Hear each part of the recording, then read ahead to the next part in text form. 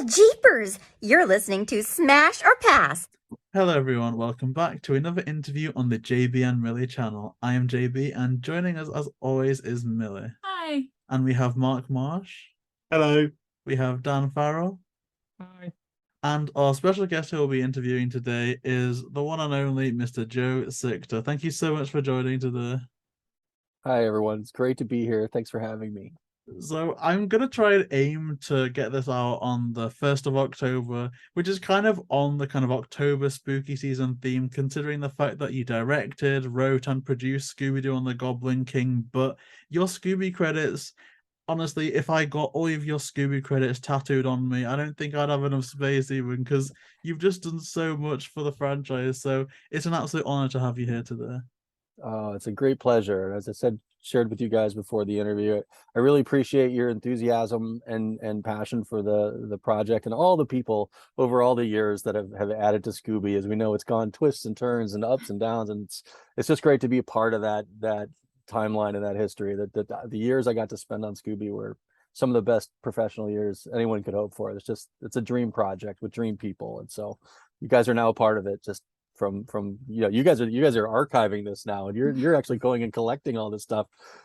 We're just blindly going forward and trying to make animation. You guys are actually collecting and archiving, so it's really great to collect these stories and have them preserved. Oh, thank you so much. That just means the world to us that you've kind of gone back and checked things out, considering the fact that the movies that you created have really shaped us all as people. But in terms of yourself and the things that may have shaped you, I think going through things on IMDb, I've searched up and you started your career as a storyboard artist and then an assistant. But was there anything that kind of kick-started your passion for art, or even just like the kind of animation industry in general? Yeah, well, I went to film school back in the 80s, in the late 80s, when there was this thing called film. We had these cameras and there was film that you put in it, and it was very expensive process. And so especially for a college student, producing, independent films at a college level, you had to pay for your own development, all your own stock. The school had the cameras, but you had to pay for the film. And so I could always draw. I was drawing throughout high school. I was just cartooning. I wasn't really drawing. I was just cartooning. But when I got to college and I was sort of continuing to cartoon and just draw people's, do t-shirt designs and just silly stuff. But I was really interested in live action filmmaking more than animation. But the expense, oddly enough, the expense of live action was just extraordinary, and animation was actually much more economical to produce because you knew exactly what frames you were going to shoot. So I ended up doing animated movies that I would spend $500 on, while my classmates were spending $2,000 on a live action movie. And what's more, live action is so hard. The whole world just fights you, especially as an independent filmmaker. You have the locations, the light, the actors, the thing, everything's going wrong constantly. In animation, it's you, the camera, and as much time as you're willing to spend on it. And I liked that control. I liked that quieter, more calm environment. And I liked obviously the economic factor was big. So, but also even more, student films are kind of what they are, and we would have these screenings of all the student films, and there'd be 20 live action, moody college age kid, films, and then one of my stupid cartoons would come up and everybody would laugh, and it would be like this really big hit. So I got a lot of positive reinforcement at the same time, and so it just sort of morphed into, well, I'm just going to go full time. I'm having so much fun with this. I'm getting, it's doable and I'm enjoying it. And once I really got sort of the bug, became just completely obsessed with it, as you will. And so down the rabbit hole of animation I fell.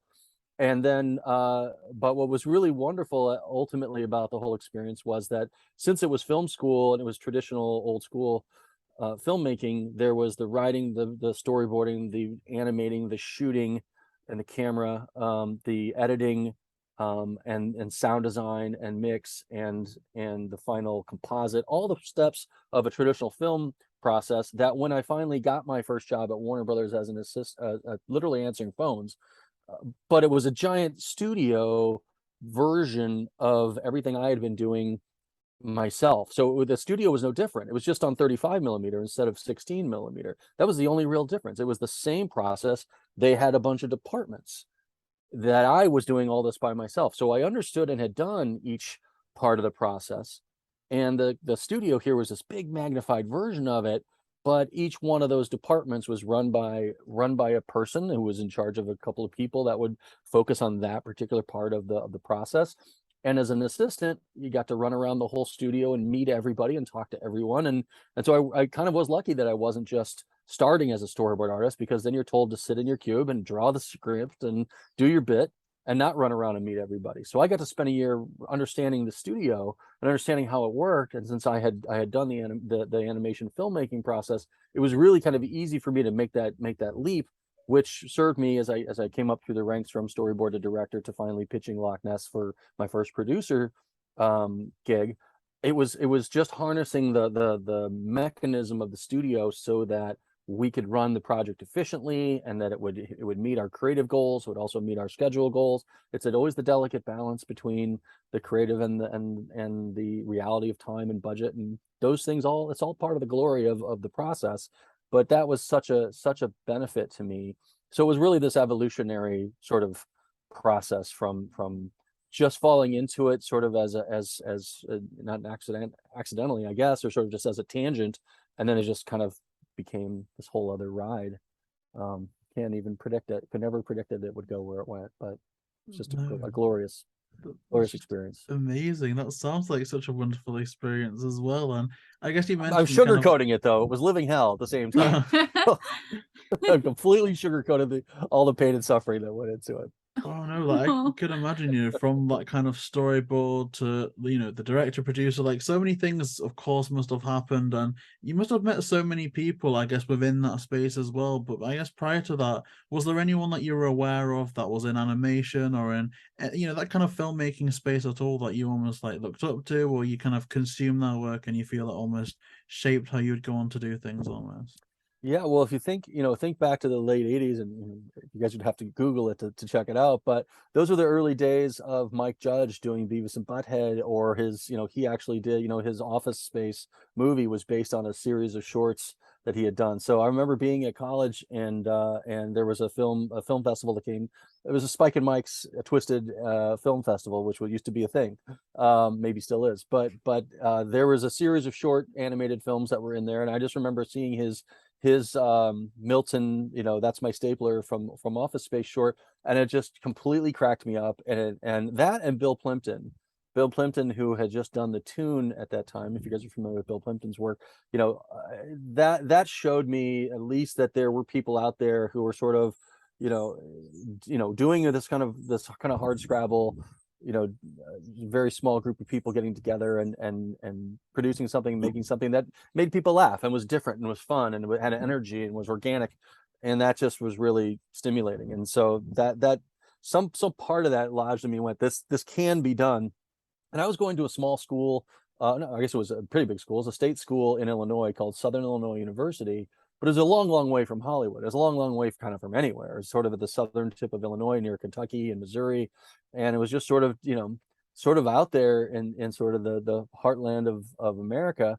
It was a lovely place, but a long way from any sort of professional sense that I could ever have a career in animation. I remember seeing a flyer for Cal Arts on the door of the department, the film department. I thought, it might as well have been Mars to me. The idea that I would even have the ability to get into Cal Arts, much less a bus ticket to get there. So I never did get there, but I just remember seeing that, going, oh, that there's other planets out there in the universe that are doing this sort of stuff. I'm just holding down this one. I guess I'll just, I was the only one doing animation at that time at our college. The animation camera was just used for title shooting, and so the fact that I was doing animation was just outrageous in a way, because everyone else was doing live action. So I just sort of just big fished in a little pond, and just kept driving to try to figure out how I could figure this medium out, and then just trusting that it was going to lead somewhere. I mean, it's certainly been really insightful to hear about all your studying, because like you said, when you were working on projects, then you'd be the writer, the producer, the director, and they're all credits that you'd go on to have throughout your career. And so in terms of that career, did it kind of all stem from being a storyboard artist and then kind of working from there, or were these all different roles that seemed to happen separately for you? Well, You know, what I really remember is when I first landed at Warner Brothers, I first got the gig answering phones on Freakazoid. You guys know Freakazoid, Steven Spielberg. I was literally the producer's assistant. I would like literally answer the phone for him. That was my job. And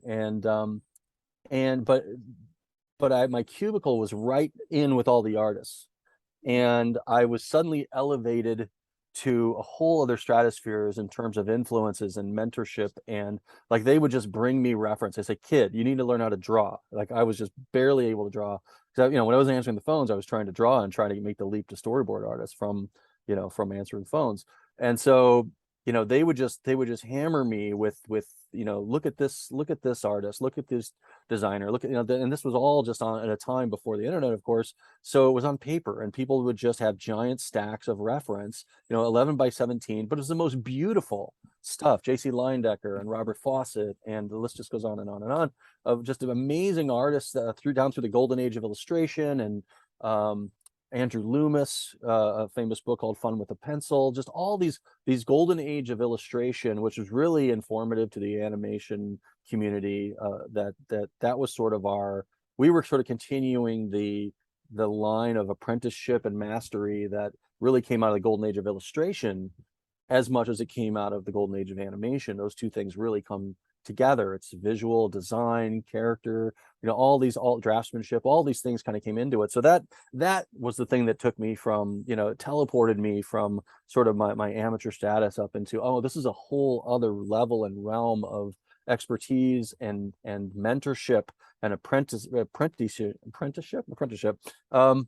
And that's the thing that really started to move me up into being able to make it up to being a storyboard. I started as a storyboard revisionist, which is where you're just making changes. There's notes that come in, and you're the one who's changing the board. So you got to start somewhere, and that's the leap that I made to being that.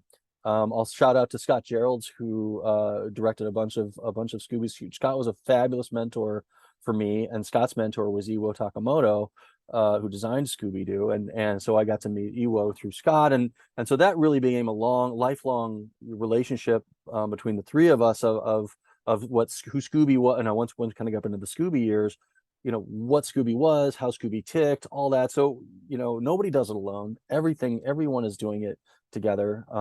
And that mentorship and apprenticeship relationship is the wind that sort of carried this thing forward, and just showing up every day and caring enough to try to figure out what makes everything tick, what makes good animation work, how do we work in the studio system, how do we support each other, how do we make our deadlines, how do we make things better. All that kind of rolls into it. So it wasn't a straight path, but it was sort of a series or a season of opportunities that showed up, because you never really know if a series will get greenlit, if a movie will be going forward.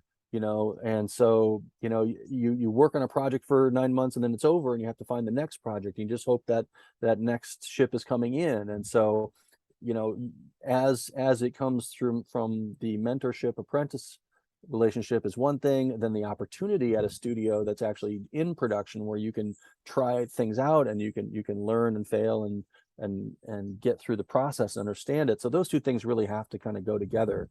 The generosity of a mentor willing to share what he knows with you, your reciprocation of that as an apprentice to help them do what they're trying to achieve, and then the two of you just being lucky enough to be at the right place at the right time, where the studio is wanting to produce things and they need people to do it, and here you are. And so those, I don't know, I'm rambling a lot, but that's essentially the dynamic that rolled out from over a 6-year period, really, between answering phones to producing. It was just a series of ups and downs and all arounds, and layoffs, and we'll come back in 2 months when there's another project. So there, I even left Warner Brothers for about a year and went to produce or direct on another show. So it's a very convoluted and sort of crazy road to kind of get where we are, but that's pretty common in the animation industry. You'll jump around different studios, unless you're I have friends on Bob's Burgers. I was on the first season of Bob's Burgers way long time ago. There's friends that are still on it. They're all directing and they're all running that show. It's fantastic to see. They've stayed with that, that fantastic show the whole ride. So mine's been a little bit more hopping around and going to different places on different projects. But it's such an interesting and dynamic industry And so you just gotta, see how the cookie crumbles as you Yeah. go. I mean, from, like your story and the other ones we've heard, quite often it does appear that, knowing what's next can be one of the big challenges of the industry. And luckily for, I think, all of us, there was a number of Scooby projects that was on the kind of list of what was going to be next for you. And I guess prior to going into that, how familiar were you with the franchise? Was it something that you'd ever watched? Was it something you were just kind of aware of? Or... Yeah, it's funny. I always cracked me up that I loved Scooby. I loved the mysteries of it. But what was funny was I remember as a kid, like, really getting, I don't know, impatient is the right word, with the gag sequences, what we call romps, where Shaggy and Scooby end up in the bathtub with the propeller and they fly across, all that stuff is like, oh, come on, get to it, get, and then I find myself, 30 years later or whatever, working up these gag sequences and loving it and going, no, this is the stuff, man, this is where the jokes are. But I also I put that in my brain as, I just was really into story. I was just really into, I wanted to crack the case, and I wanted to keep the story progressing, and these kind of offshoots into goofy comedy, where to me I was like, get past it.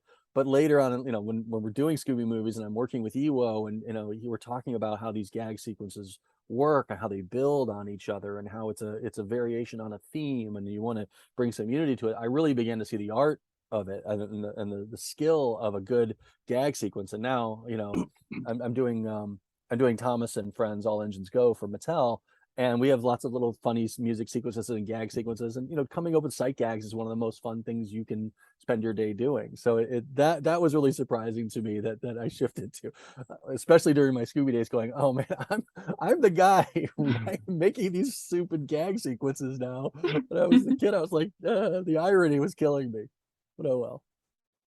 Yeah, because you were working on Scooby Doo before they were doing it computerized, so they were doing it drawn by hand, scene by scene, which I really love seeing those on screen, because computers, all right, don't get me wrong, but when you look at an old animation, you can see the mistake, you can see the realism that they took the time in there. But when working on Scooby Doo, you've obviously been around people who's drawn them, helped put it together. But when it comes to your favorite character, is there a specific one that you love or one that you hate? Any reasons behind that particular one? I really sought for a reason to tell the stories, and something I could kind of grab onto emotionally. And what I grabbed onto was, I like Shaggy and Scooby as an example of what good friends are. And so I keyed in on their relationship, and I always loved that. What I picked up from the old series and from Ewo was Shaggy and Scooby would never throw each other under the bus. If you'll never find a scene where they're trying to get the monster to go after the other one. It's not Tom and Jerry, No, they're not opposite. They're together. Yeah. They work as a mind, as a single organism to outwit the monster. Pop up in the clay pot over here, and Scooby pops up over here, and the monster's in the middle. Like that whole thing, and so Shaggy and Scooby for me, in a way, blended together into being one character, and that friendship, they enjoyed each other's company so much.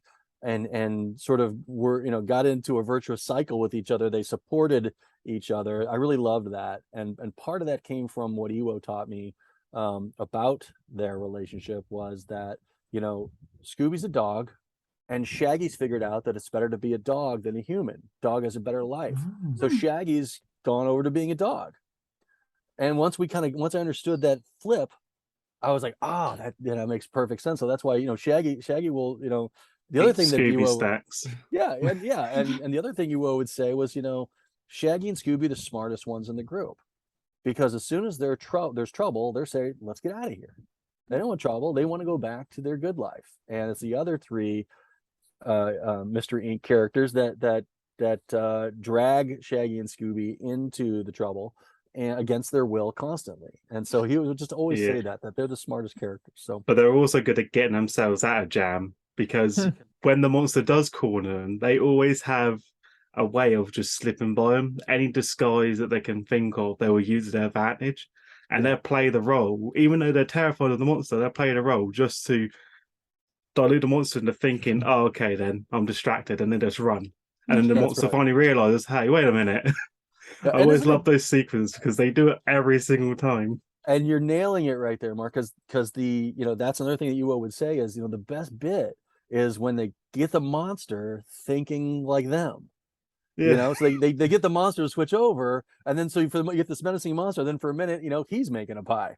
Yeah, this isn't Yeah. so bad. And there's then he goes, hey, rah! And So they're we would all always look gone. for that little turn, right? This is the fun, the joy of that frightening thing, getting in on the silliness and being conned into. Because when they did the Scooby Doo project, they made a reference to that. Fred told Shaggy Scooby to turn to a doctor and put him on an operating table, but they couldn't because there's no operating table out there. It's just woods.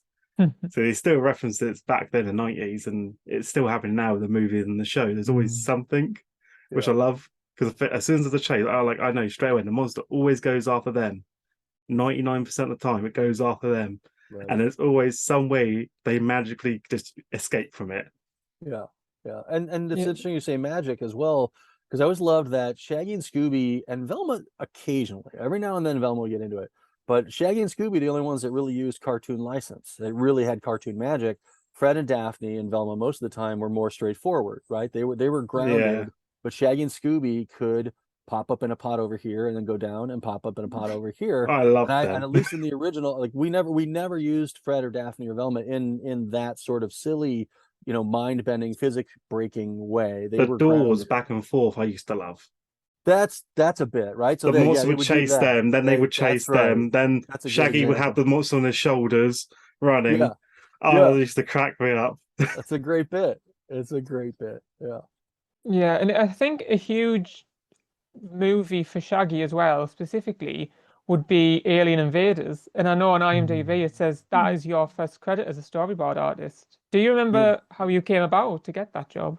Yeah, I had just come off, I think I had just come off Road Rovers at the time, which was at Warner's, and Davis Doy was doing the producing, and Jim Stenstrom was directing, and Lance Falk was doing the production design, I believe, on those movies. And this is, guys, these are the early days of DVD. Like DVD had just come out. Like, just imagine, there's no such thing as YouTube. There's no such thing as Netflix, right? And all of a sudden there's VHS, but then all of a sudden there's DVDs. And this is the very beginning of the DVD market, which, we rode all the way. All the Scooby movies I did were just the benefactor of the DVD, market that existed. But the Alien Invaders is really at the kind of the beginning of the DVD market. And so I know they were doing this movie, and it was just sort of just one of those things that you just happen to be in the hallway at the right time, and someone says, hey, we need a couple of weeks of work on Alien Invaders. You can come up and give us a hand. So I just jumped on. I was probably only there for maybe 4 weeks or so, but I have great memories of it. So that was a great crew. Jim Stenstrom and Lance Falk, I ended up working with, and with Davis later. We've all, it's such a little fishbowl. So many people in animation that end up working together. You just really enjoy the personalities and the people. And that was, even though it was a really short-lived experience, I really enjoyed working on that project. And I think it turned out great. And it was exciting to see Scooby in the DVD, market and starting to catch on. And we really thought, oh, there's a whole slew of movies that could be done here. And that was really the beginning of a whole era. I've got some question to ask quickly.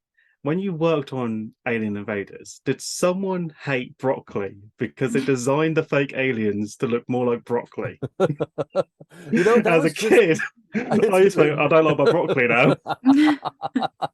I don't know. It's a good story. That's a good question for Jim Stenstrom, who was an amazing character designer. He did all those character designs. He did character designs on Loch Ness and on Where's My Mummy, and I think all the way through. I think Jim.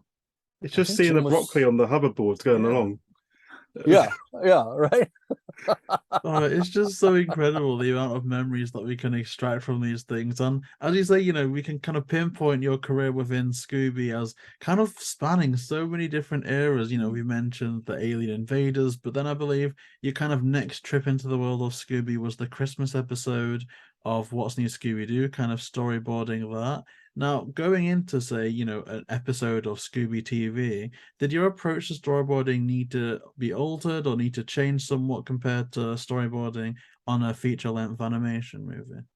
Well, yeah, the difference between doing the movies and doing the show, the show is a really tight really compact and tight 22-minute format, right? And you actually end up cutting things that you actually storyboard like a 30-minute thing. You can't help it. You're running 30 minutes long, or 10 minutes long, but you have these sequences that you love, or maybe it's 5 minutes over, but you're constantly having to, at the animatic stage, cut and literally kill things that you love, that maybe you spent a couple days working up and a couple late nights just trying, because you just want to get this gag right, you want to get this bit right. So in the features, there's a little bit of a different time window, just a breath or two more in terms of the time spent at the, what we call a bite at the apple, how many revisions you get to make. And so I think we had an extra round of revisions and an extra week or two tacked on to the movie schedule, so we could board something out. And by the time we were doing the movies, we really knew the characters and the world really well. We knew we wanted to stage it a little more grand, a little more feature kind of staging. But all that comes down to just having some of the greatest storyboard artists in Hollywood just happen to be at our studio at that time. And it's really the combination of just incredible talent, a really short period of time with what we hope is good material, and you just go at it, and then you see what you got. And it's like Christmas, you put up the reel, and now you're like, oh my gosh, this is working, this is great, that scene is amazing, but we have to cut it. It's like, it's heartbreaking and exhilarating kind of all at the same time. But the TV shows, I think, were less forgiving, just because it literally, we had 4 weeks to board it, and you're done, and you got to move on, and it is what it is, and do the best you can. The movies, you get a little bit more time, a little bit more flexibility. You're trying to tell a bigger story, so you've got the more time to kind of play it out. And the 70-minute format, which is what the movies were, was a really fun format. It's not so long like a 90-minute movie that you need extra stuff. It's 70, you can tell a pretty tight story, and you still get those big set pieces in there. Whereas a 22-minute show is like, you're really jamming through pretty quick, trying to get the story, get the setup, get the characters, get the mystery, get the jokes, get the gags, get the payoff. That's a really tight format. So it's kind of like the format you've got dictates a lot of what you can kind of, how you approach it. And but as a burgeoning storyboard artist, I didn't know any of that. I was just in a mad panic that I had 12 pages of script that I needed a storyboard. I had 4 weeks to do it. And another kind of interesting difference between, especially the Alien Invaders towards the What's New Scooby Doo era, was, I guess, the shift in art style and shift in, I guess, how they would look. Did this shift need to be reflected in your storyboards at all, or was it just a kind of universal storyboard art style? Yeah, everyone, from a storyboard standpoint, everybody works and draws in their own style. You try to be as on model as you can. Mine are pretty ugly. I'm probably the ugliest storyboard artist out there. I'm a quick sketch scribble. I just kind of capture the essence of what I'm after and just kind of keep moving, right? And I don't even put a lot of construction into my drawing. I mean, I'm literally just circles and heads and trying to get things off. If I have time, I'll try to the more I try to make it better, the worse it gets. So I try to just go with the capturing the initial energy of the intention and the emotion of the line. That's kind of what I lean into. And other people were, very structured and had excellent construction in their drawings and are really, really very tight. And then some people sort of just in between, where it's like they just, their construction is really solid, and there's just such an economy of line that even when they're just using a few strokes, everything feels really, really solid. That doesn't happen with my drawings. Everything looks like jello, but you get the intention, and ultimately the intention is what we're trying to get across. As it was, I think either Mark or Dan was mentioning earlier, that the hand-drawn aspect of the animation process, there are just in that process, there are fabulous layout artists and designers on the animation side that take our boards. And I got to go over to South Korea and spend some time with the animators on Loch Ness and see their process and what incredible talent they had. And to sit there and watch a layout artist put in front of you a really professional, beautiful layout with on model characters designed on your scribbled quick little sketch drawing was just an incredible thing to see. So it's really a scenario where everyone hands off different pieces of the process to the next person. And what's most important is that when someone gets what you've given them, that they have all the things that they need.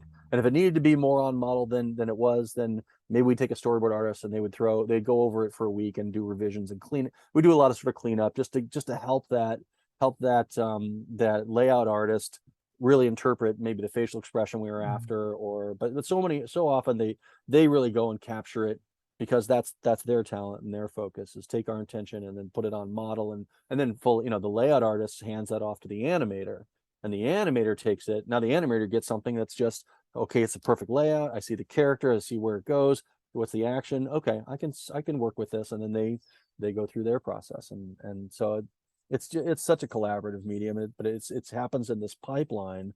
And I want to shout out to Marge Dean, who was our producer on so many of the Scooby things we did. Marge is an absolute force of nature in the industry. And she said something to me once that just blew my mind. And she said, the pipeline is people. And I was like, that's the most fabulous thing. So how do you make sure the next person behind you has what they need so they can go do their job? And then, ideally that you're getting the thing you need so you can do your job. And if you're a producer or the director of everything, your job is to just try to make sure everybody's got what they need at all times, and make a bunch of decisions as you go along the way that hopefully improve the process. I mean, that's incredible to hear, and it's also amazing to hear that you have such a fond memory from your time working on the Loch Ness monster movie as well, because that certainly stands out to me as one of my favorite childhood movies, along with, I know, for all of us, The Monster of Mexico, Legend of the Vampire. They all ones that you worked on, and certainly are certainly a timepiece of when it was that we were all watching the channels where they were airing and that kind of thing on a Saturday morning, and looking forward to that. So do you remember any scenes specifically that you worked on from these movies? Well, the Loch Ness Monster, and we're going to lean into that because Millie, I saw the George Doty interview, and you guys were talking about that one. George and Ed came and Mark Turose helped us write the scripts and get these things ready for where they were going.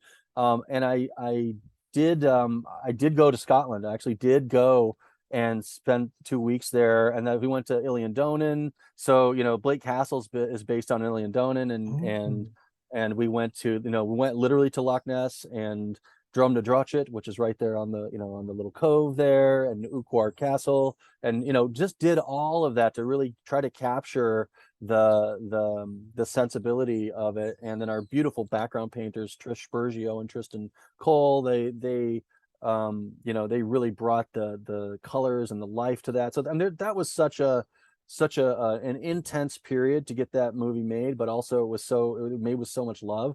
But in answer to your question, is there a scene that stands out? One of the things that we did that was also groundbreaking was that it was one of the first uses of CGI in a 2D animated thing. There wasn't a lot of this kind of hybrid stuff at that point.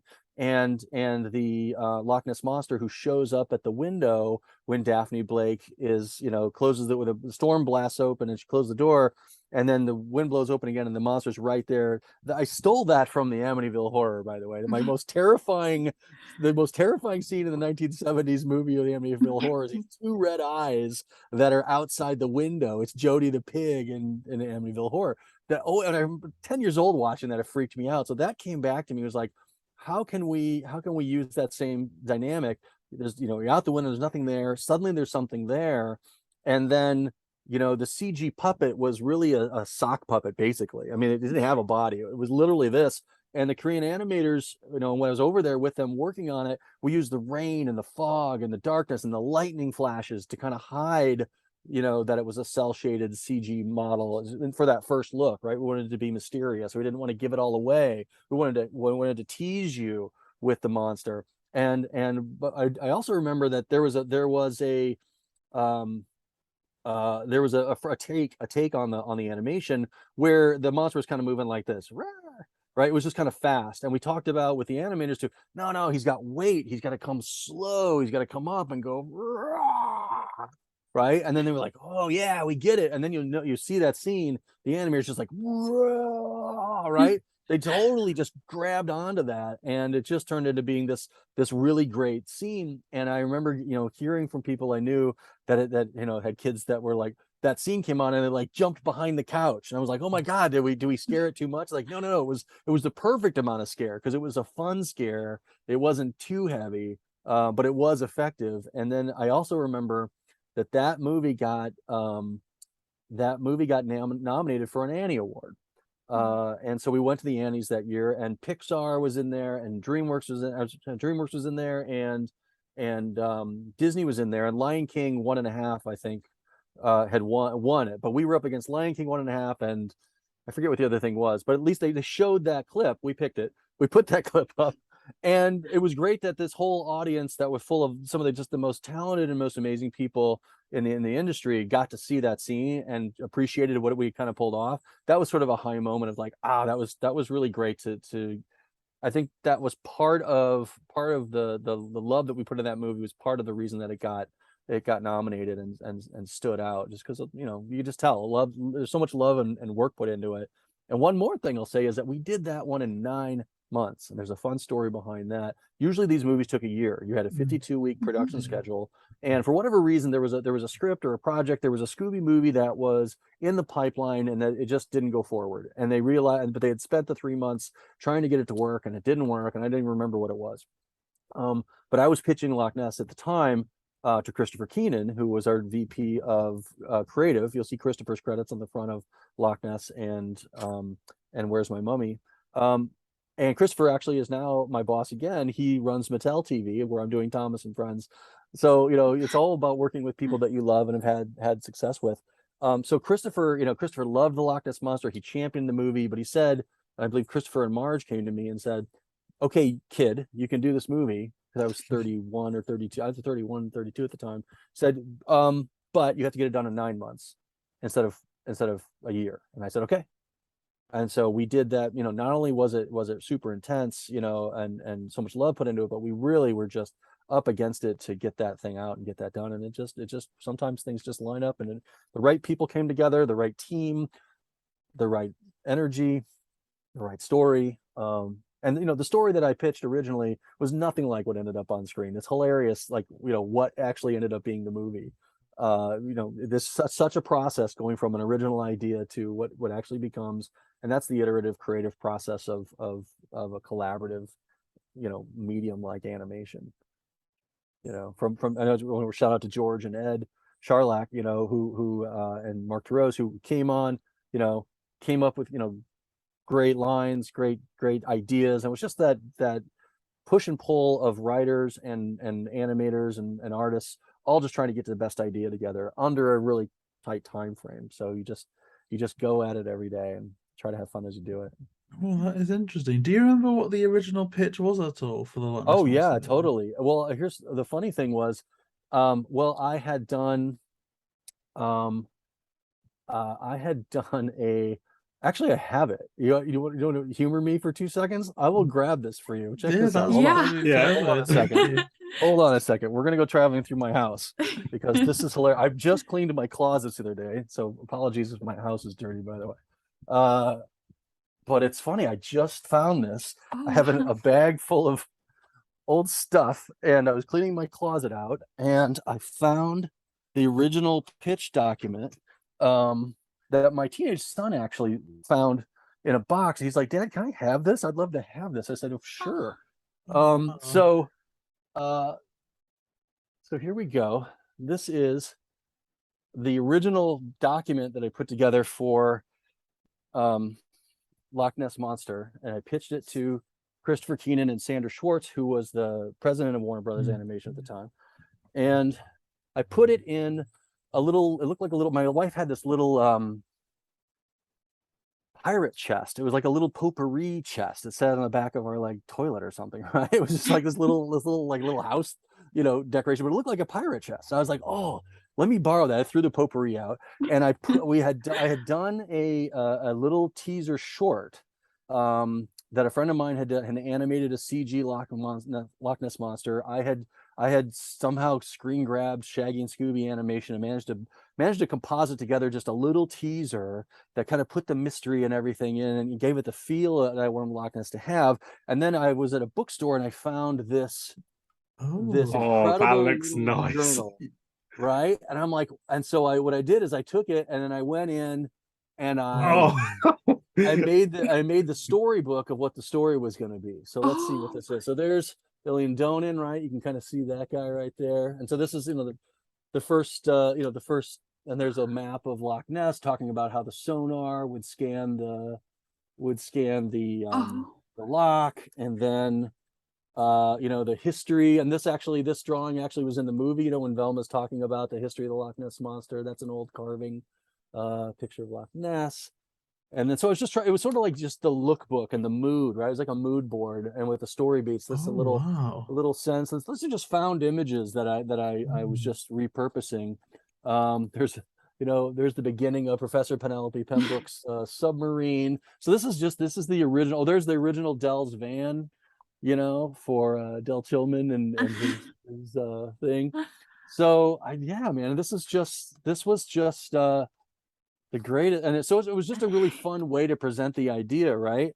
Yeah, And so I that's think amazing. that at least got the momentum going. But I tell you, if I read you this story, it would look like nothing like what the story was. It was like, I don't even remember, but it was the start, right? It's like it was the beginning of the mood, the tone, the characters, and as we layer, then everything's a layer, right? You layer on top of that. You So kinda that got was like the something. foundation, Yeah, and then it pure just built around foundation. it. Yeah, what's working, what's not, how do we, what ends up being really kind of fun, and Was That is there other like amazing. stuff that you kept, like what's that? with stuff like that, like other storyboards or memorabilia? Did you keep Yeah, any of it? I've got bins of it in my storage unit, of just, it's, some of the greatest stuff is, there's a lot of inspirational materials that I would have in my office, and I would always have a hero image of a specific tone that I was trying to kind of hold on to, that sort of be my totem. And I remember there was a picture of Killer Croc that I believe Simon Bisley, the comic artist, had done for a Batman. I'm not sure if it was Simon. I think it was, but it was this beautifully painted picture of Killer Croc that he kind of looked like the Loch Ness monster. He's a lizard coming out of the darkness with these red eyes. I was like, that's the vibe. And so I had a picture of that right up my desk that I'd see every day, all day. It was just, that kind of kept me, pure north on that. And I think with Where's My Mummy? I think it was probably a picture of the Sphinx, and sort of obsessed with this. Animation is great. It allows you to get obsessed with Where's the My Mummy topic. fight scene was incredible. Mm. It's Oh, just when the right? guy goes, they won't be undead for long, pulls out his machete. Right But you haven't on, seen a yeah. weapon like that in Scooby Doo in a long time. There was like Yeah, farmers Oh, with yeah. shotguns and that in the old, Where right. Are You and Scrappy Doo like shows and all that, but they never added it back in Yeah. until much recent. And then seeing a machete thinking, that brought back memories. But it's just the Yeah. line fit so perfectly. But The whole- he's one of those action heroes that has like a few lines, but then doesn't do much. Mm. yeah. Because I feel like I bet there was a lot of scenes you could have done with that character, but they got cut. Well, what's so funny is you fall in love with these characters so much, you want to keep going. I remember I pitched Warner Brothers on a Del Tillman, Professor Pembroke and Sir Ian series that they three would Oh, go, because I wow. love how Loch Ness ends and they're all together, and I Yeah. had this whole series that I just wanted them to go on and live, and they were like, you gotta let it go. But That- they did let me bring Del Tillman back in, Oh, yeah, like Chill Out Samurai Scooby Sword. Doo, which I had to Yeah. Oh, no, it fight. was I Chill Out. fought Yeah. like crazy for that, and to this Oh. day I still think, well, if I was right on that one or not. But well, you just fall in love with these characters. You don't want them to be over, right? Yeah, I mean, you fall in love with the characters, like you said, you writing for them and us seeing them on the screen as well. And honestly, I can't thank you enough for showing us that initial pitch for Loch Ness, because that's undisputably always been my favourite Scooby movie. And I remember the time I first saw it, I had a Scottish music teacher at the time, and she actually got us all to sing the original version of the song, like the one that Shaggy and Scooby adapted in the Rocky Road and stuff like that. So to hear about you going to Scotland, and we've, JayBee and I have always kind of discussed how just true to the place it is as well, and so many things that are relatable, and shows that just so much research and things went into it. It's honestly incredible. So thank you so much for that. And it's great to hear as well about, some of the scenes you remember writing on, and that were your favorite for storyboarding for. But is there any characters that also stand out to you as ones that you enjoyed storyboarding for? I know you said the dynamic between Shaggy and Scooby was always interesting too. Yeah. Well, I mean, gosh, There's so many, right? I mean, if we jump forward a little bit, like Goblin King was so kind of outrageous. And I loved that we got Tim Curry to play the Goblin King, right? Because I was a huge fan of the movie Legend. And so to get the fact that we had Tim Curry playing the Goblin King, and then Jim Stenstrom again had done all the who did the broccoli aliens. He designed so there are these characters that come out of, they'd come out better than you could have ever hoped that they would come out, and they surprise you with their screen presence. And so they're I don't know, my gosh, I'm so blanking on it. Wayne Knight's character, the bad guy in it's like Goblin the amazing Krutsky. Krutsky. So but then you have Wayne Knight like playing this perfect, character. Then when Krutsky gets his powers, like he finally has his comeuppance and he's gonna use it. I just loved how delicious he was, right? I mean, you couldn't have asked Wayne Knight was so wonderful, and we used him again. Wayne came and was in Legend of the Three Caballeros with us. If you guys have seen Disney's Legend of the Three Caballeros, you got to dig for it on Disney Plus. But he has an amazing turn as the villain in that show too. So you sort of get these favorites going, and it's just like they come to life in a way that you didn't even expect, and so much of that is given to the voice actor who brings that power in. Ron Perlman, who did the mummy, the Boris Karloff character in Where's My Mummy, who has the Lost City, when he came in and laid that incredible voice in on that character that Jim Stenstrom had designed, which was a nod to Boris Karloff. You just see these fabulous influences and talents coming together, and all of a sudden it's up there on the screen, and you're like, did I do that? You're like, no, I didn't do that.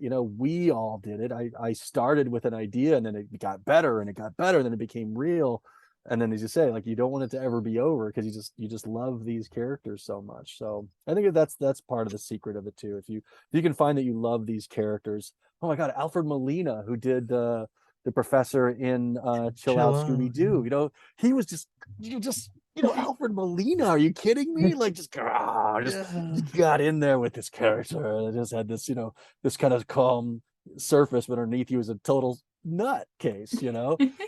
So those things are just so much fun, and but then they elevate and go somewhere you could never have expected it to go. Oh yeah, it was so crazy. Just watching Chill Out Scooby Doo for the first time, and you recognize Alfred Molina's voice, of course. I guess for me, from Spider-Man, and it's come on, surely he's not But then you check the credits, and it's that's just so crazy. I can only imagine how amazing that was. And there's been so many let me crazy say one thing guest about stars. that. Yeah, because Scooby reaches out across the generations, and it was always amazing to us who we could get to come play with us on Scooby Doo, because we'd reach out, we'd have someone in mind, we'd call them up, and it's a random Tuesday in Los Angeles, and if that person doesn't have a movie they're shooting or a TV show, or if they don't have somewhere they're supposed to be, come on down to the studio and play with us for a couple hours. And to say that it's Scooby Doo, we would just hear constantly, oh, my kids, my grandkids, it's something I can do that will be meaningful to them. A character like Scooby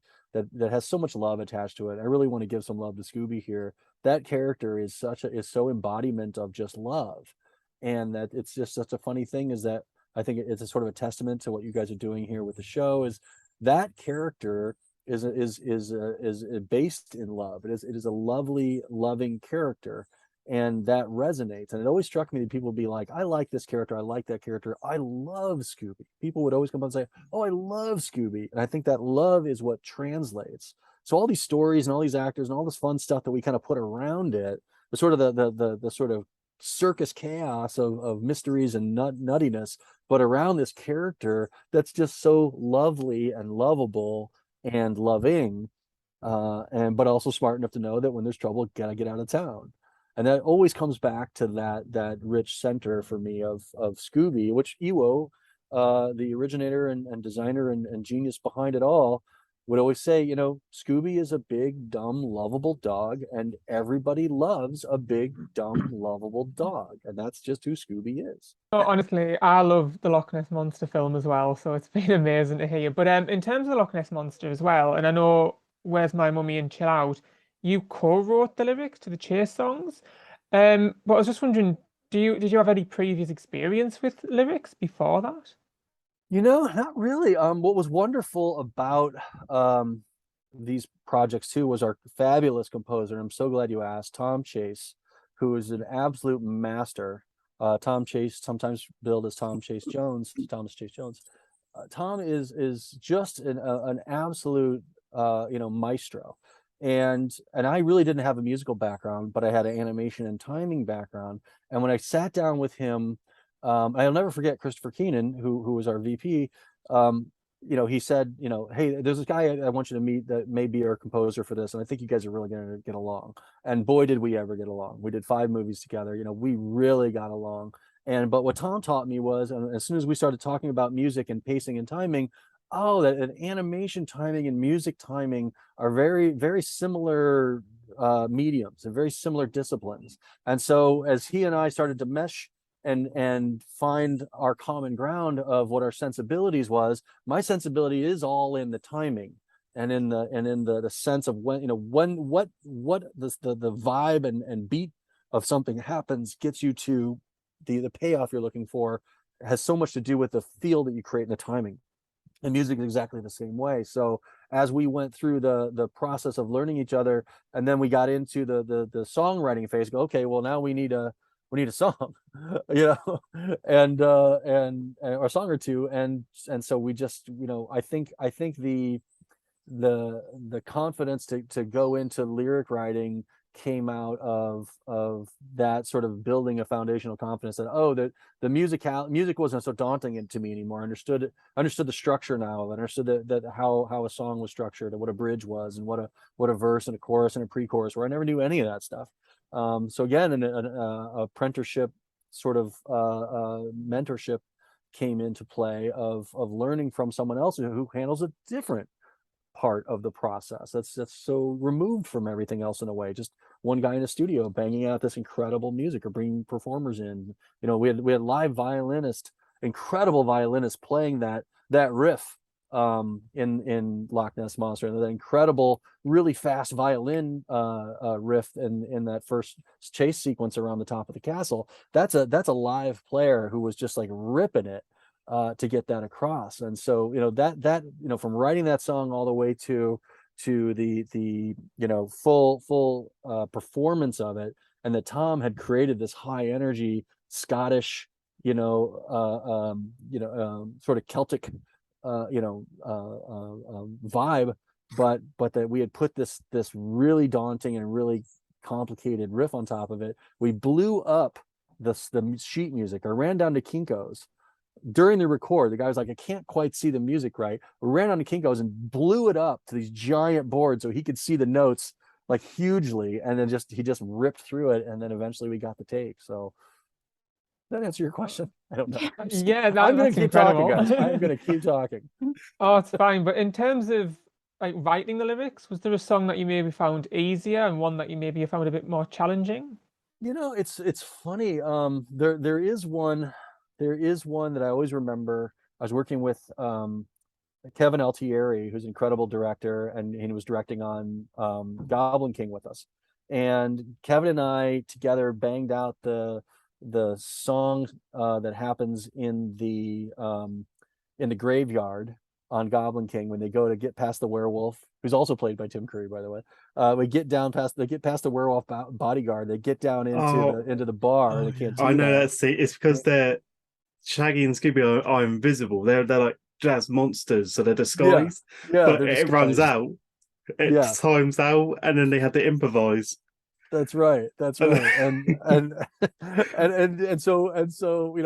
banging that one, there's like a 4-week period on Goblin King where so many creative decisions were made and so much stuff was done with the most amazing group of people ever put together under one roof, and it all happened so quickly. And I just remember it was Tuesday morning, 10 a.m. We had about an hour and a half to figure out what we were going to do, and we just sat down in there, and Kev had kind of drawn out all the beats, and just the song just literally came right in and just went bang bang bang bang bang bang bang bang bang bang bang, and the song was written. Those are the lyrics. That was the thing. These were the gags. Go. And Kev, he just went forward and boarded that thing, and we shipped the lyrics off to Tom Chase, and he gave us a click track, and the next thing you know, we had a song. And that that one came through just literally we had an hour to do it, and in an hour we had something that was just super funny and fun. There's even a moment in the song where all the monsters sing along. They go rah, rah, rah, rah, rah. It's just like just stupid, right? But fun. Fits together And perfectly. yeah. So sometimes it just comes really, really wonderfully like that. But It is I love the Goblin King because it's like they send Scooby and Shaggy, who are scared of monsters, to save the day Yeah. into a realm of monsters. Yeah. And they end up saving everyone, but only they can remember it. I just love how they become brave. They find their courage, but then in the next episode of the movie, they're terrified again. Yeah. So they can bounce back to their original habits. It is absolutely amazing. We'll definitely be adding Scooby Doo and the Goblin King to like our watch list, especially towards Halloween. Like it's the perfect movie for it. And I guess my next question is kind of a bit on like the side of like maybe logistics, because I'm not sure. Just going through IMDb, on episodes such as like What's New Scooby Doo, you're credited sometimes as the art director and then credited other times as the director. From like a point of view of, I guess, just understanding the kind of the industry better, what are the kind of differences between art directing and director? It was interesting because the way that it rolled out, I think we did 3 seasons, if I remember right, 3 seasons of What's New Scooby Doo, and the first 2 seasons I was directing, and then the 3rd season we had shifted how we were going to do the production, whether our budget was reduced, or I don't really remember how it kind of came out, but I was starting to ramp up. I think it was bouncing back and forth between, that's what it was. I just done Loch Ness, and I'd come back to What's New Scooby Doo until we could get Where's My Mummy going. And so there was sort of a gap there, and it was filled by What's New Scooby Doo season 3, and we are just trying to figure out how to integrate me back from the movies back into the into the series. And so I'm not sure. I know Chuck Sheets and Kathy Page, who were the producer and the line producer on the show, I just remember came in my office. They're like, we really need somebody to head up, can you head up the general art direction of things, and rather than direct. I think I still directed episodes, I don't really remember, guys, but at the end of the day it was sort of like, can somebody sort of wrangle the communication with the crew, because Chuck was being pulled in 1,000 different directions, as a producer often is, and so somebody needed to sort of work with all the members of the pre-production crew to be able to guide, keep us on track, make suggestions, and so having just come off of the movie, I was sort of in that mode, right? So they're sort of always running around talking to everybody. So I think I just sort of slated into, well, I'll just still keep talking to the crew about everything. You guys can go, because you got to run to record, you got to be in a story meeting, you got to be in an editing meeting, and you just can't be everywhere. And so I think I was just helping kind of cover the bases, and kind of just, if you guys had alluded to in the previous episodes, What's New Scooby Doo had so many locations. I mean, it moved around. Yeah, it moved around a lot, and that and you really got to hand it to 2 names that need to be shouted from the rooftops, are Bill Proctor and Robert Harand. Those guys cranked backgrounds out like you just cannot believe. Really, and Bill Proctor was his last show. Bill had been a Hanna-Barbera staple at that studio for 30 years or more, and it was a tour de force what Bill pulled off on that series, all those locations, all that reference, all those trip around the world stuff. And that was a lot of coordinating and sort of just keeping on track. Okay, we have 30 backgrounds of Italy that we need to do, and we have a week to get them done. How are we going to do it? And just figuring out what we need, what we don't need. So some of it was, a crew like this, it really didn't need a lot of art direction in terms of change this, do that. It was more sort of, what do we need to do and get it done efficiently? What can stay, what can go? So the creative decisions become more about, what do we really need versus what we don't need in the show? Is that really important? Will it kill us if we don't have these backgrounds? Well, okay, let's shift the script, make some cuts, and we'll focus on this. Maybe that scene can come here. So some of that really turns into more scene planning, but it's all part of the same big pot of stew you're trying to make. Whatever hat you're wearing, if it's director, producer, art director, you're trying to match the creative needs against the realities of the schedule and the fortitude of your team, to be able to get that much work accomplished, and to make choices that protect the health and well-being of the team, so people don't burn out, because it's, it's easy enough to burn out, and it's no good for a series if you've got 9 months to produce it and by month 4 everybody's just cooked. You really have to set a nice pace and support each other. So I think in that sense I was more in a supporting role, which I was happy to play. It was a great project and great team. And then I just kind of hopped from there back into, I think Where's My Mummy started up pretty quickly after that. So I think it was maybe 4 or 5 months, I think, and then I maybe did a little bit of double duty at that time. And to Wow, what you extent? guys are blowing the cobwebs out for me here. This is 20 years ago. No, So it's all amazing. coming Thank back to you me. so much. But I guess to what extent, either like directing or producing or anything that you did that involve interacting with, I guess, various members of the cast for Mystery Inc. or supporting characters? Oh yeah, and going to records is just the greatest thing. The most fun you'll ever have is being in a recording booth with Frank Welker, Casey Kasem, Mindy Cohn, and Grey Delisle. And there is no better group of people that were assembled, and to have Frank there with doing Fred and Scooby at the same time, right? So he'd switch back and forth between Fred and Scooby, and then Casey is there, and Casey, this is Casey toward the end of his time, but we would write these lines for Casey, and Shaggy had a cadence, right? Shaggy had a certain cadence to his speech, and we always tried to write a little funny internal rhyme or alliteration. There's a rhythm to how Shaggy would say something. Shaggy speaks in a really specific way, usually with a twist or a turn on something that's got a comedic spin. And you would see Casey would he'd read the line, he'd internalize it, and he'd sort of gather his energy and he would nail it. And it was just amazing. So watching Casey, take this thing he's just reading for the first time, and we literally have written some version of a roller coaster of a sentence, and for Casey to be able to just internalize that, find the character, put it up into Shaggy's range, and then give it the comedic spin. I mean, what a gift, what a talent, and what a charming, wonderful man he was. And that just permeated through the whole cast. Did they get to see the scene when they're recording the voice, the audio from? Did they get to see a glimpse of what? Yeah, we would show them. We'd come in. We'd have character designs. We'd have background designs. We'd have painting. Color copies of our background paintings all set up around, so we kind of set the mood, and they could see.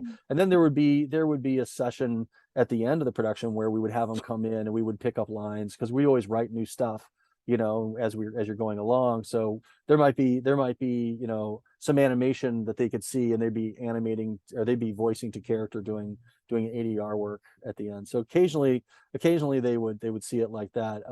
But you got to remember, we were doing show after show, week after week, movies and TV shows. So it was really just such a fast moving train. In out. Yeah, Come it really back. wasn't even in time to catch your breath. It was also just so much fun. Because I know with some of the shows back then, if there was a group of people doing it together, they wouldn't be in the same room. They'd be at different days due to their schedule.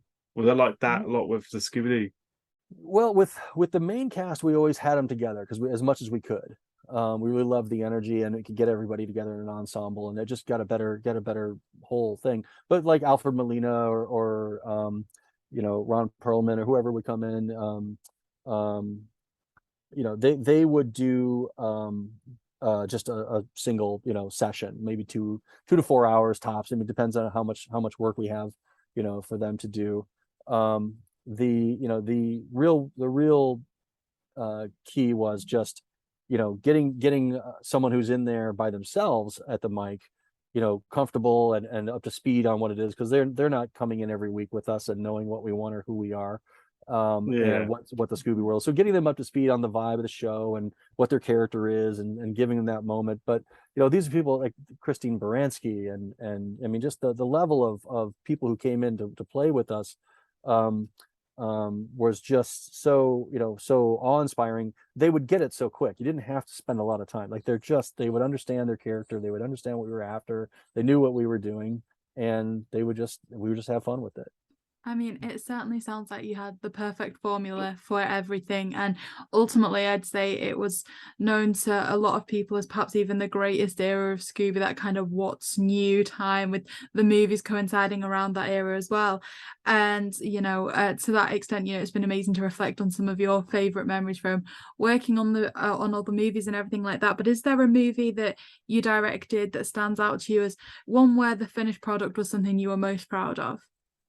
Yeah, it's tough to beat Where's My Mummy just because of the scale of it, and the level of the voice act, like Virginia Madsen, like her Cleopatra. I mean, it's completely off the rails. Like it's just fantastic, right? She really just found it, and that was just sometimes and then I'll say that also that was right in the middle of that era that you just described, and it was right in, there is a time when you're in a golden era, and you know it. Like a lot of times it's like, oh, that was a golden era I didn't know. We absolutely knew it was a golden era, and so like that just has a place in my heart. It's so big, it's so rich, there's so much going on.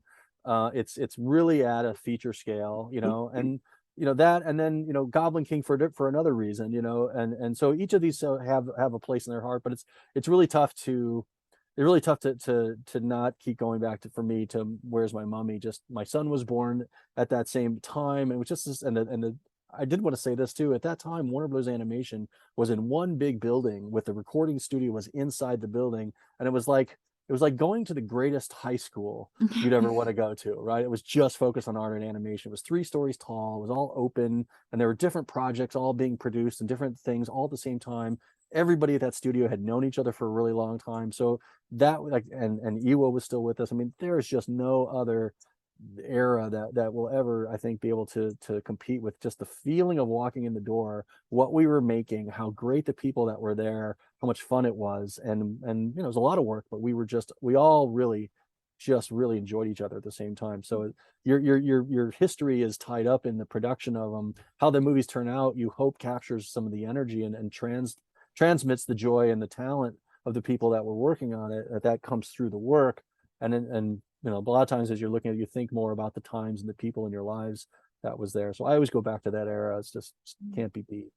Yeah, it certainly was a golden era, and so much has changed since then, in that, you don't get people recording all in the same room now. A lot of the people have said they've got home studios and just submit things from there. But also, The Goblin King was the last direct-to-DVD Scooby Doo movie where we really saw an element of some level of supernatural kind of occurrences and explanations, because there was certainly a time when Warner Brothers were like, okay, we need to have an explanation for everything. So was there any discussion surrounding this before, that happened behind the scenes before the DVD came out, before the story was finalized and everything? Yeah, it's always it's always the thing of you see it in Loch Ness. We tease the Loch Ness monster's real at the end, right? So we wanted to keep the legend alive, even though we dispelled that the hoax was was a fake. But we wanted to keep the idea that any one of those sightings that we saw out on the loch, maybe it was the monster. We wanted to keep that open. And then we went to do, Goblin King is in a sense controversial in that we really kind of went far out there, but we took Halloween as our cover, because on Halloween night is the night when the magic world and the real world are the barrier between them is tissue thin. That's what we took as our guidepost on that. So we felt we had the ability to cross over because of the lore of it and what we were trying to accomplish. And we really sort of wanted a Wizard of Oz. It was very much a Wizard of Oz story, right? And we wanted Shaggy and Scooby to come back, and at the end nobody really remembers it. It's sort of you were there and you were there and you were there, but Yeah. Shaggy and Scooby are the only ones who remember.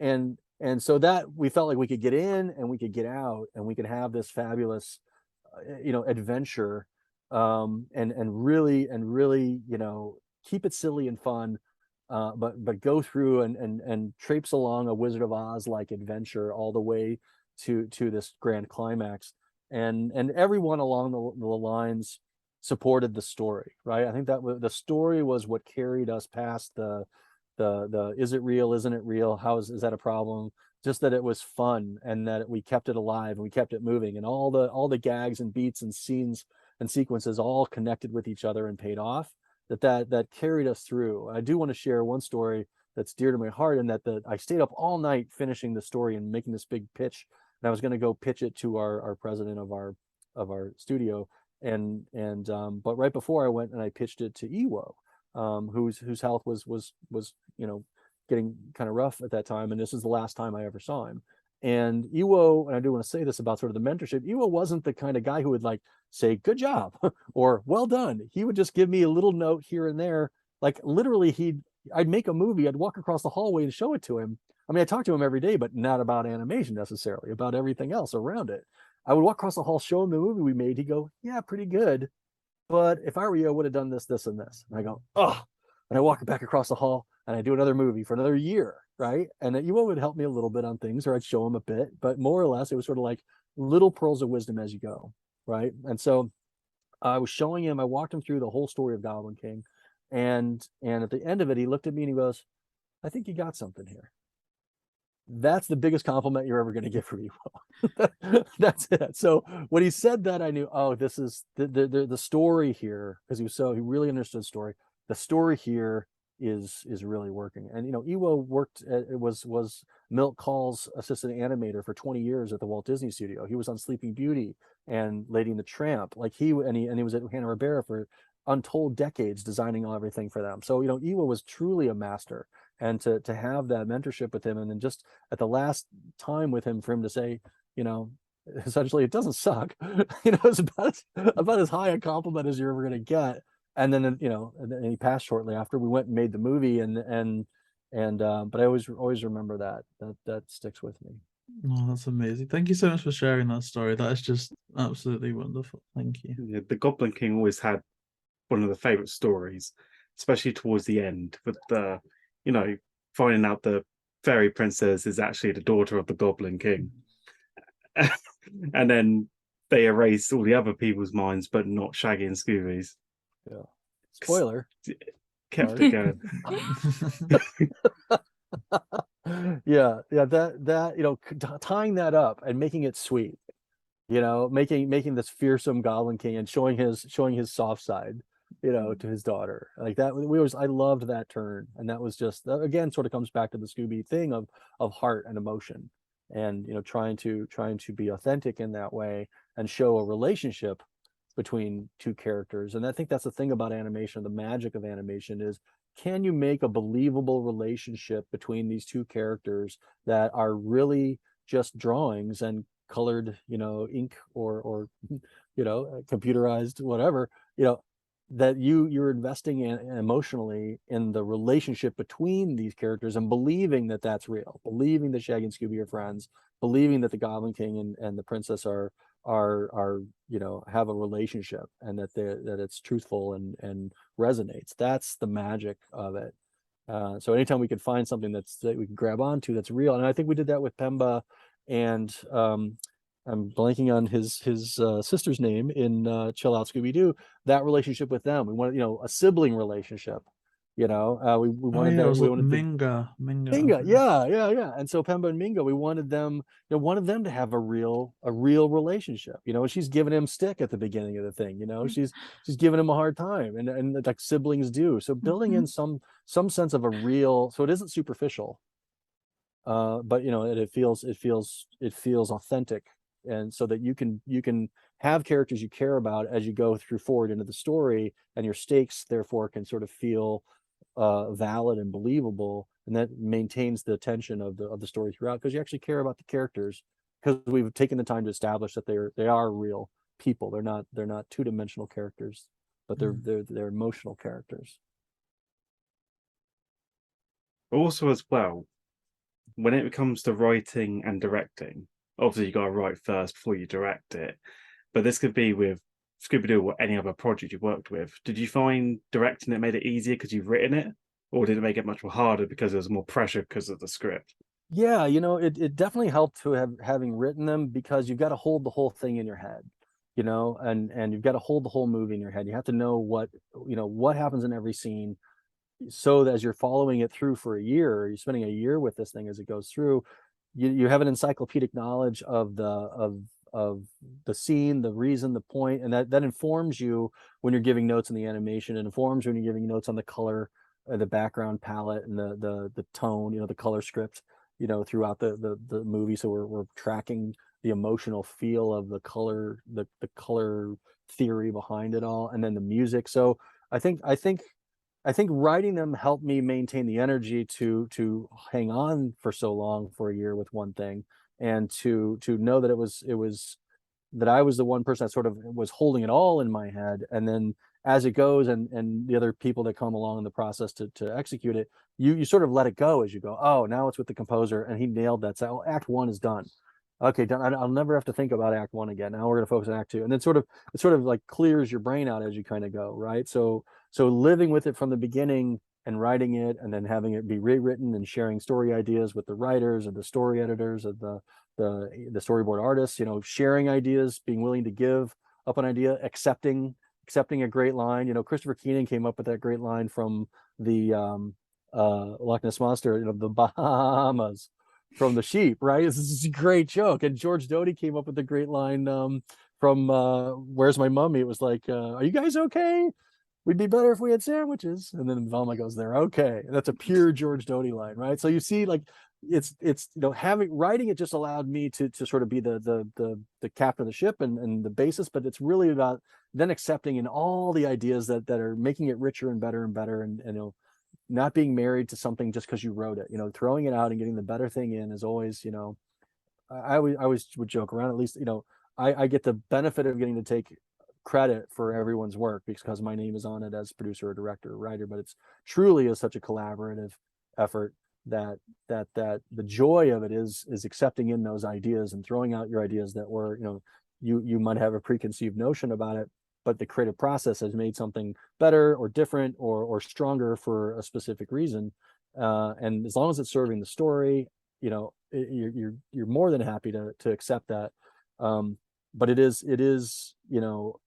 a slog. It takes stamina, and it takes a certain mental energy to remember, why this scene exists, what the point is, because maybe you're doing a pickup line, maybe there's a change, or we're bringing an actor in to do a new line, and understanding the context of it, because you might bring Mindy Cohn in and we're going to do 30 lines to pick up, and it's across the whole movie, and so you have to be able to on a moment tell her exactly what's happening in the story. Oh, Fred just said this, and Scooby's about to do that. You're going to say this, and then Daphne's going to do that. She goes, great, I get the context, and away you go. So it's really holding that in your head, almost like a play. It's like a stage play. Every beat of it, every cue, and it's your job to sort of be able to speak to that, because the one thing a producer director always has to do is answer questions. You're just constantly, I sometimes say it's like being pulled apart by wild dogs. Being like, coat yourself in peanut butter and go walking into the outback and let the dingoes go at you, because that's what making a movie is. Like, there's questions, and decisions. And I think Brad Bird on The Incredibles tracked it. He said he made important decisions in the movie every 90 seconds for like 2 years, right? Like every 90 seconds, a decision had to be made about something. And that's what animation is constantly decision making. Yeah, because when it comes to creating the story, like, how do you get the ideas from? Do they just pitch you, okay, you're doing Loch Ness Monster, and then you just go ahead and write it, or do you come up with the whole premises of the whole film? I since the DVDs were taking off and they were really looking for leadership in terms of where the stories could go, I took a tack. I chose a lane, and my lane was genre pictures. And so I did, if you're familiar with like the old schlock hammer horror movies from from UK and in the 60s, 50s and 60s. So Loch Ness was a hammer horror. So I was a film school student, so I made, I had a large sort of film background. So I chose the tone of that. And the reason I was doing them as genre pictures is so I could pick a tone.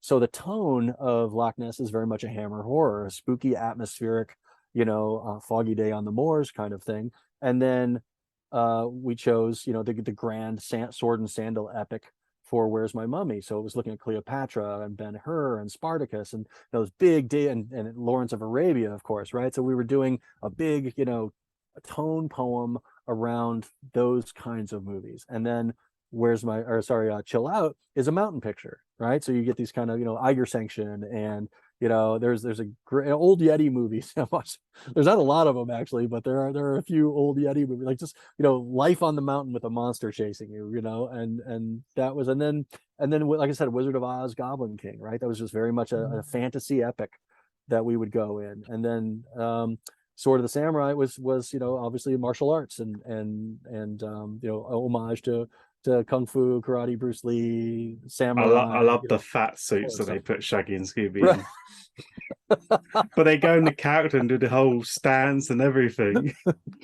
And then there's a scene where it's like a whole city and it's like you're in a Godzilla costume. How they used to do things back then, when they used to do it to scale. Well, because when I was looking at doing film years ago, I saw how they were doing that with the old Godzilla movies, where same with Power Rangers. I used to love Power Rangers back in the day because every time the blade touched you, explosion. I was just like, oh, it's amazing. Destruction everywhere. And then the cities were basically done to scale, destroy them, and then they go to another shot. Oh, it was brilliant. Yeah, guy in a big rubber suit knocking over cardboard buildings. What else do you want?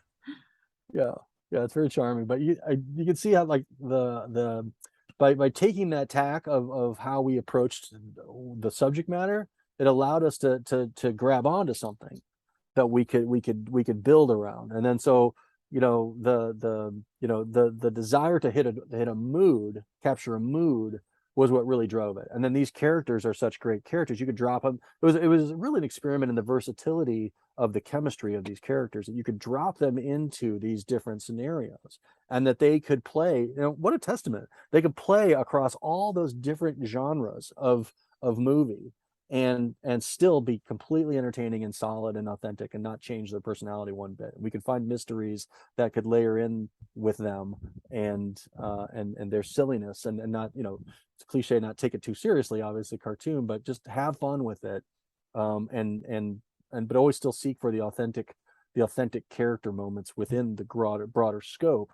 So it always still comes back to character and relationship. We did a lot of work on the relationship and the characters and the reasons for things and how they felt with each other, so that would feel grounded, and then everything around it, which was the genre picture, would support it, and it would feel special, and not just we're trying to just blow it out, with a big epic, but we wanted a grounded experience with the characters against a big vista. And these are DVD movies, right? They're movies. They're bigger than the TV show. And the DVD market at that time was, people were paying, mom and dad were paying $20. It's a lot of money for people, to throw down and buy your movie, So we wanted to make sure we were delivering on the promise of that and giving that rewatchable, epic feel to them, that they really got their money's worth. That was a big driver for us. I never started collecting DVDs till I was in college, because I used to never afford it as a kid. It was like, if you had a DVD player, like, you were something special. You were the cool kid. I was still using VHS, and then switching over to DVD. Thinking, wow, this is amazing. Now when I look at DVDs, they're so cheap. I was thinking, oh god, it's like nearly 400 quid back in the day. Yeah, right. Like it wasn't cheap at all. And as the DVD market got bigger and bigger, more and more animation came in to be produced, and more people wanted into that market. But mom and dad didn't have $40 this week. They still just had their $20. So it became more and more competitive. And then, when YouTube showed up, really, and the internet showed up, it really, 2006, it all just fell, the DVD market pretty much fell off a cliff. And it was the beginning of streaming, and it was the beginning of a whole new mode of entertainment. But there was that. Another part of that, why this was a golden era, is because really I'll never forget my editor, Margaret Ho, who was our editor on amazing editor. She was the editor on Loch Ness. She came into my office in 2005. We had just finished Loch Ness. I think we were in the middle of either Chill Out or Where's My Mummy. She came in and said, "Hey, there's this thing called YouTube." Oh. And I heard in the back of my brain, I heard a snap. I heard a snap. And it was the DVD market breaking. It was our market going away. It was like the end of us being able to continue to project that we would have a really profitable business doing these movies. And I just never forgot. There's this thing called YouTube. And I was like, what? And I just knew it was the beginning of the end of something. Literally a year or two later, DVD market completely fell off the cliff. Like 2006 to 2007, it just tanked. But a lot of factors why that is, but it's just the disruption of new medium coming in, and so again, a golden little time where we had these great characters, we had a great studio, incredible talent, and a market of people who were hungry for the content. It was just the perfect storm. And then, we're just lucky enough that magic, the magic that we did capture in a bottle is there to still be appreciated. Because luckily the market for Scooby Doo still stayed with DVD, because it still gets released on DVD now. So people are still it preferring that way. Yeah. Even though so Blu-ray's out, but Yeah. I've been collecting DVDs for over 12 years. I only just now started switching to Blu-ray because I keep getting like nagged about like it's a time, Mark, you have to upgrade. So it's like I don't want to upgrade, but I got it. Yeah. But the market's still there. I'll still buy Scooby Doo for DVD. Even if they raise the Blu-ray version, I'll still buy the DVD one. Right. Yeah. Yeah. Because I have to have both. Yeah, And I don't know how many there's one times. I don't know how many times I've bought the Star Wars trilogy. I've bought it 14 times, or Dark Side of the Moon, right? You just keep buying the remastered version of it. I got them all on VHS, the Star Wars ones, the six trilogy, the original one. Yeah. And then I recently upgraded them to DVD because when I had friends over watching them, I used to always play the VHS one and just seeing it fade. And then I was thinking, right, now it's time to upgrade to DVD. You had the box set one, right? The box set VHS. I got that one too. Yeah. Like this is the ultimate. Like, I was like, all right, it's faded. I will now upgrade. Yeah. I got the DVD one because I still don't want to get the Blu-ray one. Yeah, exactly. In another 10 years, I get the Blu-ray one. Nice. Oh, so Joe, through a lot of your Scooby Doo movies that you wrote and directed, you also produced a lot of them. And what exactly does that entail?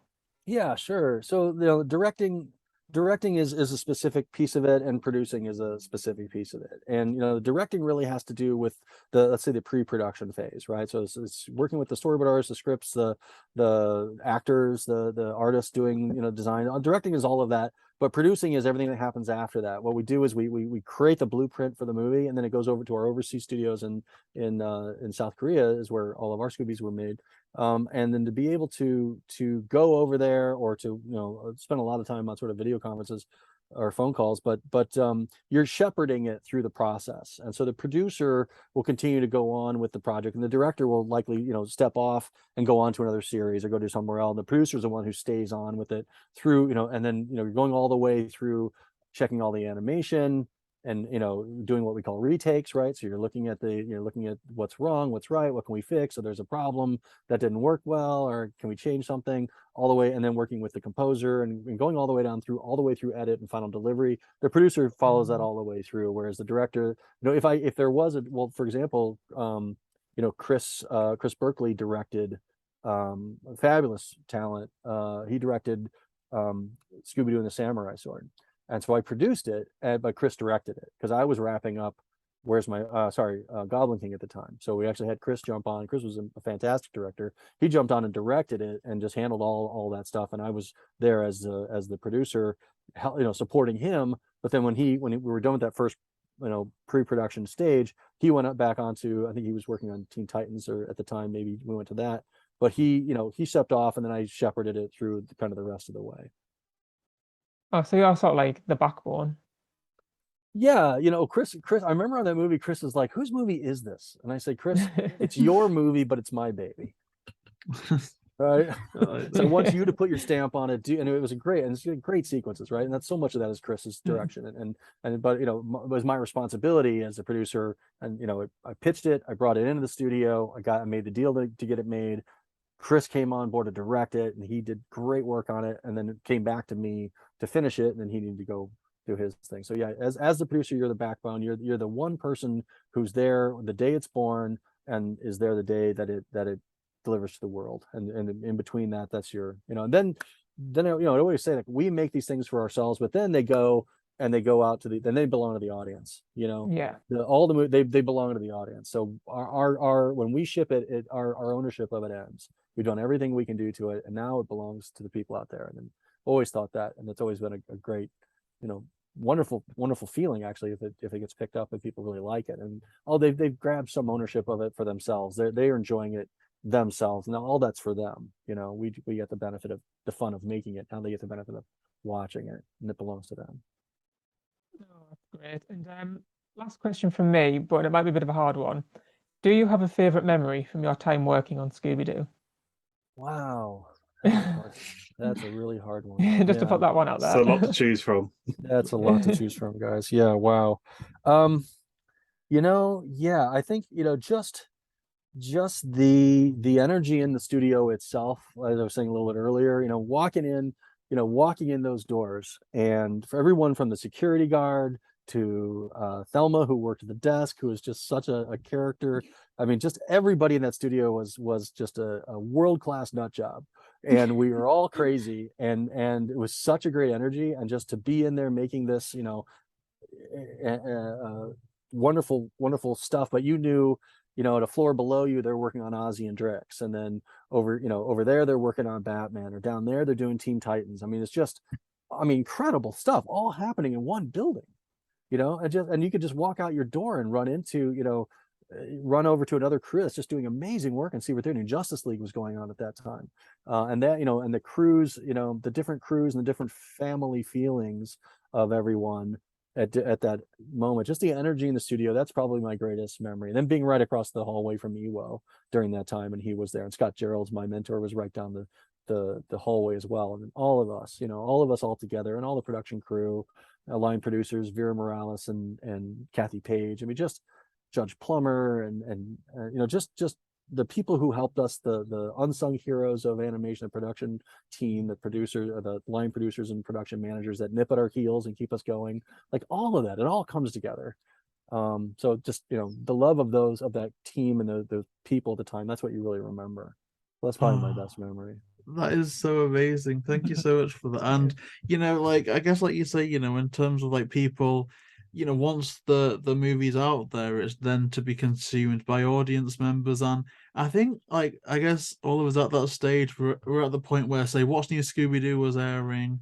Well, we were at the perfect age for it, and it stayed with us for so long. And for everything with Scooby, there were people that were 5 or 6 years old when the 1969 show that comes out, and it's a cycle that keeps on going. People keep loving it, and we've just celebrated the 20th anniversary of What's New Scooby Doo, and I guess I all can't of believe the it's been 20 years. No, it's crazy, and Oh, I feel old. it's just so amazing to hear. And all the movies that you've been involved in, they're gonna continue to last the test of time. Kids throughout all times are going to be enjoying it. So what does it feel like from your point of view to have been involved in almost immortal material at this point?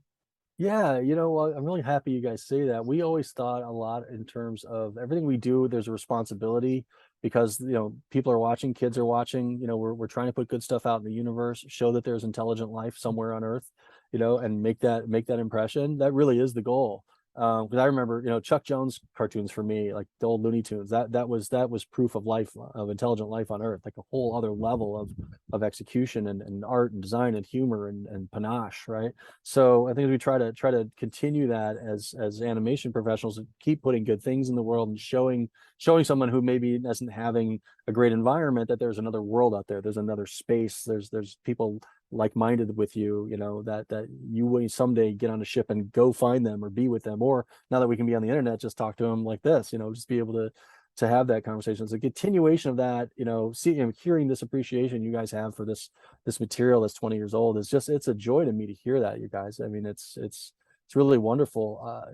I think as we've professionally, you just go on to the next thing, and it's just, you're so busy with things right in front of you, you don't really take a lot of time to reflect and go back, other than that there is a continuous arc, you hope, of continuing to put things out in the world and do it for a reason, and feel motivated and purpose driven to continue to creative work. So I think that's the through line, and this feedback you guys have given me today, that it's been such a positive. It's just great to hear. When we were making it, we didn't know we were making something so special, but it turned out really great. And you just hope for that. And then as you go on to the next project, and some projects are great and some sort of aren't, and so this one works out and that one doesn't, and you just kind of go on this roller coaster ride of life.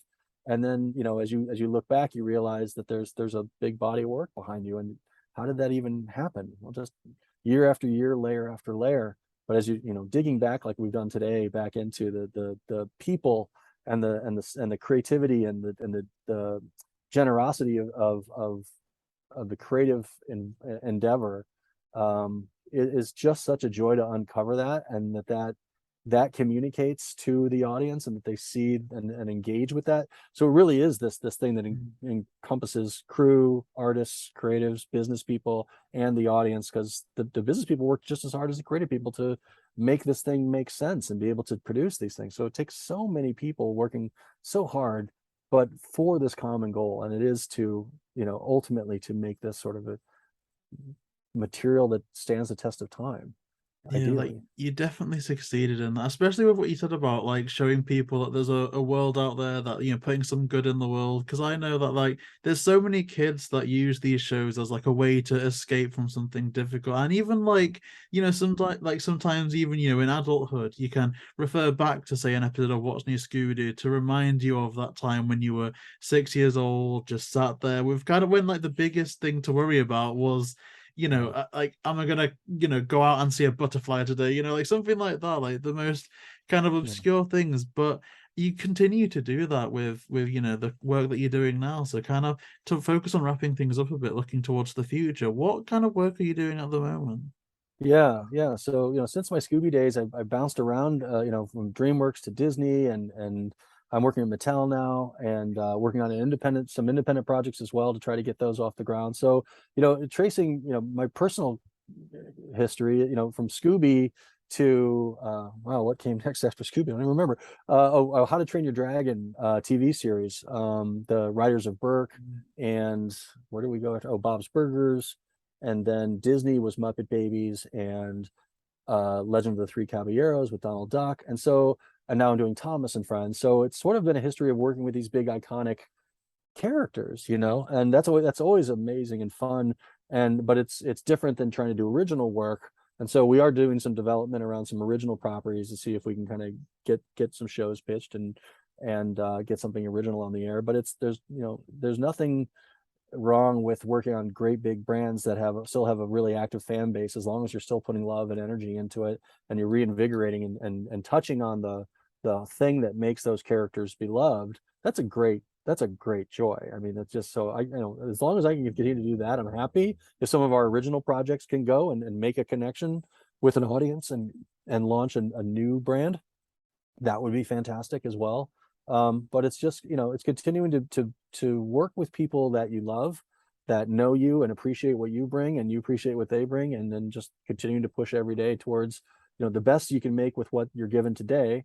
And then if you're trying to start new things, it's really a square one proposal of who are the characters, what's the world, what's the theme, why are you trying to do it, what are you after, what audience is it for, solving all of those sort of problems. You don't have those problems with a big brand. You already know who the audience is, it's already got a beating heart. You're just trying to really invigorate it, versus starting something new that is, starting from scratch and has to compete against all these big brands as well. So you're always in that creative tension of, things that are established and things that are new. And there's always room for things that are new, but there's always room for things that are established, and how those things work together, which end of the business you're in, if you're in both. One is more available than the other. Working on something like Scooby or Thomas or what have you, those big established projects. But there's things like How to Train Your Dragon, which was an amazing movie, probably my top 5 favorite movies of all time, like just amazing. So getting to work on the first season of that show, like that was a good example of something that came out of kind of nowhere, blew up, and became just a great big hit series and a great big series of films, all from just a fun little book that was written, I think, by a Scot, if I'm not mistaken. Cressida Cowell. Yeah, Chrissy Cowell, I think. Yeah, our Cowley. And so there's an example of something that has a lot of great heart to it, and was put together again by such a fabulously creative team and a wonderful studio at DreamWorks. They really made something special, and then so you never know where something special is going to kind of come out, and so you just get up and hit it every day, and maybe lightning strikes, maybe you capture lightning in a bottle, but maybe you don't, and that's okay. You're just out there every day making it happen. Well, like you said, the goal was to bring joy, and certainly all the projects that you've worked on have more than done that. They really have. And so to that, and thank you so much for, all the work that you put in on all these projects that have made such a big impact on all of our childhoods and growing up as well. And also thank you so much for just speaking with us today. You've been so generous with your time, and certainly the memory of seeing the initial pitch for Loch Ness is something that I honestly will never forget again. That was an entire new level of joy. So thank you so much for that, and we really do look forward to everything you're doing in the future as well as excited to hear more about those independent projects as well. So is there a place that's best to keep up with the work that you're doing and all the future projects? No.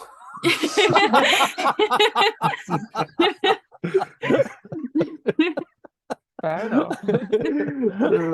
I'm not very good at marketing. I'm really, I'm so busy working. I don't really put myself out, but it's around. IMDb me every now and then. Oh yeah, we'll include Uh, the IMDb in the description down below. And like Millie was sorry, I saying, don't have a better answer. no problem at all. But thank you so much for the time you've given us today. Honestly, you've done so much for the world of Scooby alone that honestly, I don't think we would even have enough time to get into absolutely everything. But thank you so much for the time you have given us. And like Millie said, like just seeing all those things is incredible. So I guess that does us for the day. And thank you so much, of course, to Mark and Dan for joining us today. Anything that you want to be linked will be linked in the description down below as well. And again, like you were saying with the Scooby things, at the end of the day, when we upload this, it's now then for people to watch it and extract happiness from it. So huge shout out to everyone watching this, and thank you so much to you for enjoying it and being on this journey with us. So if you do want to see more like this, then please like, comment, and subscribe, and we'll see you next time.